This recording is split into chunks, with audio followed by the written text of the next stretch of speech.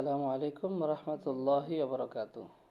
প্রিয় দর্শক, আগের ভিডিওতে আমি আপনাদেরকে নিয়ম বলেছিলাম যে এই 4 রাকাত সালাতুত তাসবিহ নামাজের মধ্যে 300 বার একটি তাসবিহ পড়তে হয় এবং সেই তাসবিহটি হচ্ছে সুবহানাল্লাহি ওয়ালহামদুলিল্লাহ ওয়ালা ইলাহা ইল্লাল্লাহ আল্লাহু আকবার।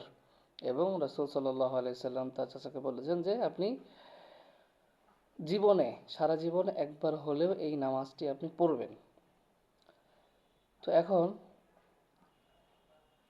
দ্বিতীয় নিয়ম, সেটা হচ্ছে আপনি কোন রাকাতে কতবার পড়বেন এবং কোন কোন সময় পড়বেন। সেটা হচ্ছে আপনি যখন নাকি নামাজ শুরু করবেন, আল্লাহু আকবার বলে তাকবীর দেওয়ার পর আপনি সানা পড়বেন। প্রত্যেক নামাজের শুরুতে সানা পড়তে হয়। তো সানা পড়ার পরে আপনি প্রথমে 15 বার এই তাসবিহটি পড়বেন। 15 বার পড়বেন সুবহানাল্লাহ ওয়ালহামদুলিল্লাহ ওয়ালা ইলাহা ইল্লাল্লাহ আল্লাহু আকবার। সানা পড়ার পরপরই 15 বার পড়তে হবে এবং যথারীতি নিয়মে আপনি সূরা ফাতিহা পড়বেন, এরপর সূরা মিলাবেন। রুকুতে যাওয়ার আগে 10 বার পড়বেন। রুকুতে যাওয়ার আগে 10 বার এবং এরপরে রুকুতে রুকুতে যাওয়ার পরে তাসবিহ 3 বার যে তাসবিহ আছে ওই 3 বার তাসবিহ পড়ার পরে আবারও তাসবিহ 10 বার পড়তে হবে সুবহানাল্লাহি আলহামদুলিল্লাহ ওয়া লা ইলাহা ইল্লাল্লাহ আল্লাহু আকবার। রুকুর তাসবিহর পরে এই তাসবিহটা আবার 10 বার এবং রুকু থেকে উঠে দাঁড়ানোর পরে আবার 10 বার।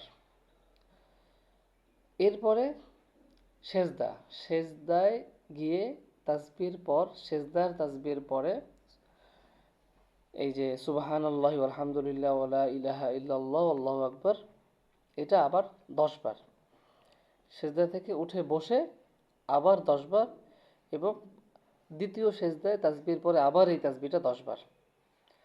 তো প্রত্যেক রাকাতে 75 বার করে এই তাসবিহটা পড়তে হবে। তো এমনিভাবে দ্বিতীয় রাকাতে তো আর সানা নাই, তখন দ্বিতীয় রাকাতে দাঁড়ানোর পরপরই 15 বার তাসবিহটা পড়ে সূরা ফাতিহা এবং সূরা মিলানো এবং রুকুতে যাওয়ার আগে আবার 10 বার। তো এমনিভাবে আপনি 4 রাকাত নামাজ পড়বেন।